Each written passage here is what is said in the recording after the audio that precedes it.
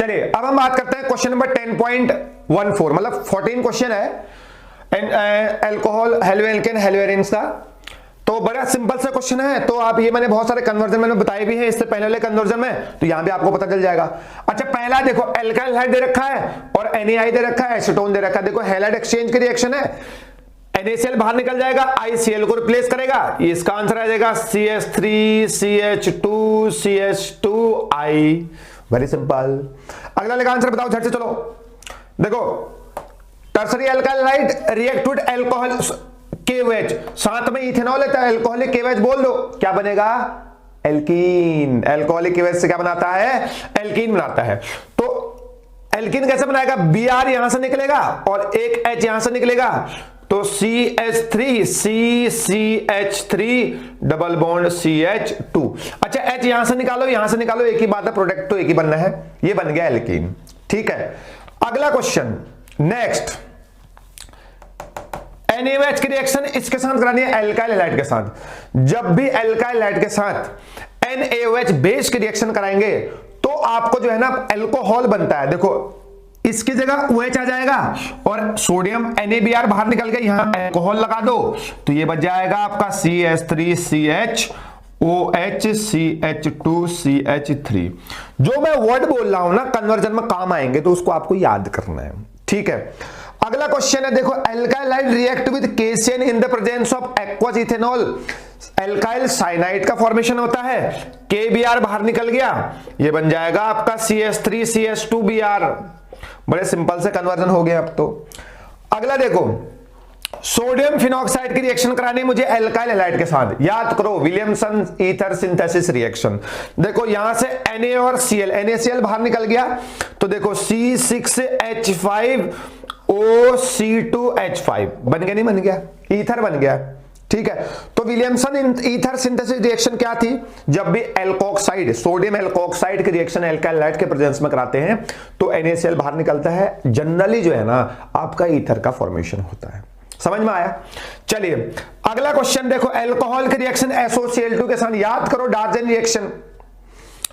SOCl2 तो alcohol को replace करेगा, क्या बनेगा? एल्काइल हैलाइड का फॉर्मेशन होता है, साथ में SO2 और HCl बाहर निकल जाएगा, ये बन जाएगा आपका एल्काइल हैलाइड। लास्ट वाली रिएक्शन आपको दिख रही है 7th क्वेश्चन, एल्कीन में जब भी HBr की रिएक्शन करते हैं पेरोक्साइड के प्रेजेंस में, तो according to anti Markovnikov rule bromine वहां पर अटैक करता है जिस डबल बॉन्ड वाले कार्बन पर हाइड्रोजन का नंबर ज्यादा होता है, तो इस कार्बन पर अटैक करेगा, तो ये CH3CH2CH2Br, ये मेरा आंसर हो गया। यानी बहुत सिंपल से कन्वर्जन हो रहे हैं अब तो मजा आ रहा होगा तुमको। ठीक है ना, अगला देखो HBr की रिएक्शन करानी है इस पे, एल्कीन में HBr की रिएक्शन। देखो अभी पेरोक्साइड ऑक्साइड कुछ नहीं दिया है, तो अकॉर्डिंग टू मार्कोनिकॉव रूल लगेगा, तो डबल बॉन्ड वाले कार्बन पर उस कार्बन पर अटैक करेगा ब्रोमीन जहां पर हाइड्रोजन का नंबर कम है, तो आपको ऐसे भी टर्सरी बनाना है, तो इस कार्बन पर अटैक कर दो, इस कार्बन में जुड़ेगा लेकिन वो ज्यादा स्टेबल नहीं है, ज्यादा मेजर प्रोडक्ट नहीं बनेगा, तो आपको जो है ना यहां पर अटैक करना है CH2CBr, जहां के टर्सरी बन जाए, तो यहां पर अल्फा हाइड्रोजन का नंबर जो है ना 3,3,6,2,8 यहां पर अल्फा हाइड्रोजन का नंबर है। ठीक है, तो ये कन्वर्जन है, बहुत आसान कन्वर्जन है। ठीक है, तो सबसे सरल चैप्टर भी है एल्काइल हैलाइड वाला चैप्टर, तो ये इतने कन्वर्जन हो गए। अभी एक क्वेश्चन और बचा हुआ जिसमें 20 कन्वर्जन है, 20 कन्वर्जन, तो उसको भी करते हैं अभी थोड़ी देर में। ठीक है ना, तो तब तक आप इसको देख लीजिए, गौर से देखो और उनको घूर के देखो कि आपको हो सकता है कि पूरे याद हो जाएंगे। ठीक है ना, चलिए आगे चलते हैं। अब बात करते हैं क्वेश्चन नंबर 10.22, मतलब 22वां क्वेश्चन है इस चैप्टर का कन्वर्जन में। ये बेसिकली लास्ट कन्वर्जन है, लेकिन इससे पहले एक क्वेश्चन है 19th क्वेश्चन, उसमें 20 क्वेश्चन है, तो उसको मैं आपको अलग से वीडियो बना दूंगा। ठीक है ना, तो अगर वो आपको ट्राई करेंगे खुद से तो आपको वो भी समझ में आ जाएगा। तो ये भी कन्वर्जन है। पहला सवाल है एन ब्यूटाइल क्लोराइड से अगर उसको ट्रीट करते हैं अल्कोहलिक KOH के साथ, तो आपको भाई देखो बेसिकली आपको समझ में आ रहा होगा चीजें क्या चलने वाली है। अगर सॉल्यूशन की बात करें, सॉल्यूशन नंबर 1 की, एन ब्यूटाइल क्लोराइड है मेरे पास, CH3CH2CH2CH2Cl, ये एन ब्यूटाइल क्लोराइड है। इससे मुझे बनाना है एल्कोहलिक KOH। अच्छा, इसकी रिएक्शन करनी है एल्कोहलिक KOH के साथ। ठीक है सर, कोई दिक्कत नहीं है।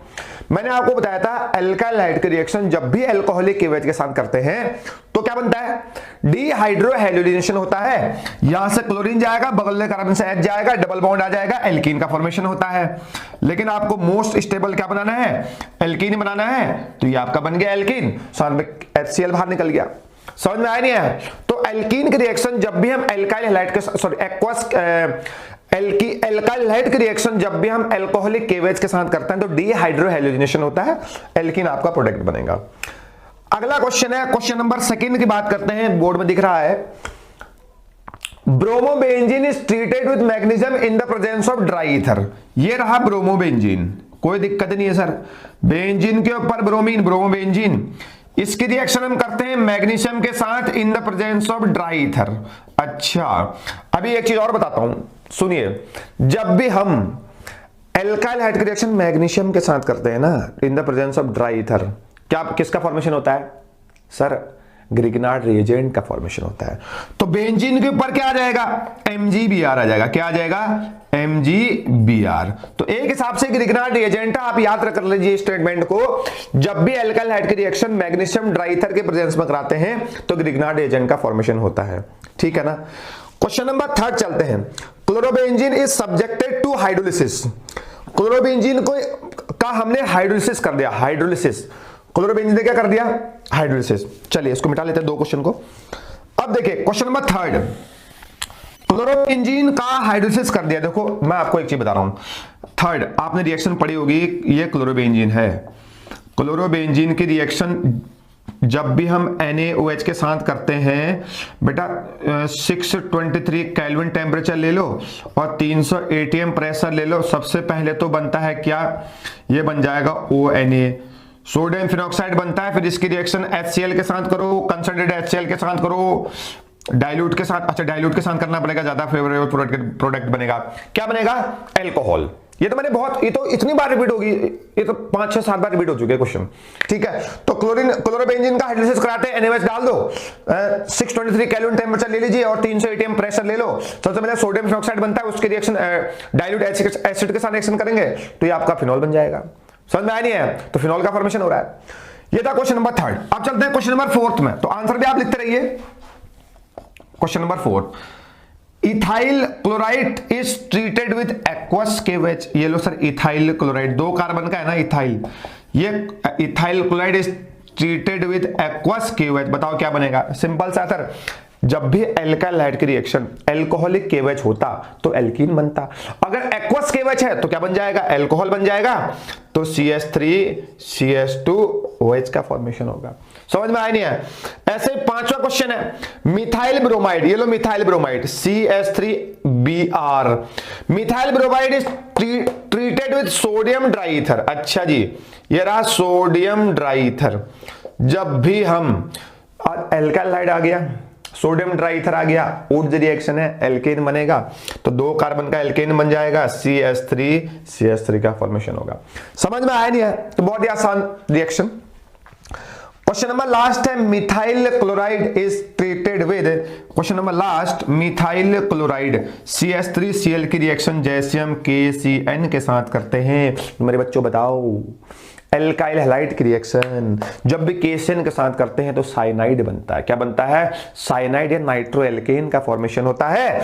तो ये बन जाएगा CH3CN का फॉर्मेशन होगा और KCl यहां से बाहर हो जाएगा। ये कौन सी रिएक्शन है, NSR, न्यूक्लियोफिलिक सब्स्टिट्यूशन रिएक्शन है। तो ये बहुत सिंपल से मैकेनिज्म थे, सॉरी बहुत सिंपल से कन्वर्जन थे। तो आपको देखो समझ में आ गया होगा। ठीक है ना, मतलब मैं आपको बता रहा हूं, जितने भी आपके एल्काइल हेलो एल्केन और हेलो एरिन्स में जितने भी रिएजेंट है ना, 3 क्वेश्चन मैंने अभी तक बताया आपको इस लेक्चर में, तो सब यूज हो चुके हैं, सबके सब लगभग सब यूज हो चुके हैं।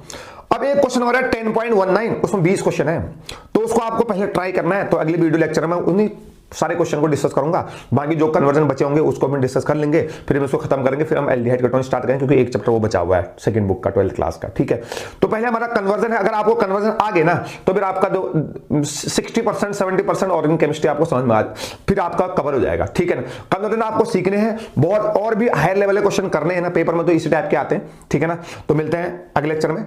Till then have a nice day. Thank you so much. Like share and subscribe करिए चैनल को, पूरे हिंदुस्तान में फैलाना हमारा टारगेट है। Thank you so much.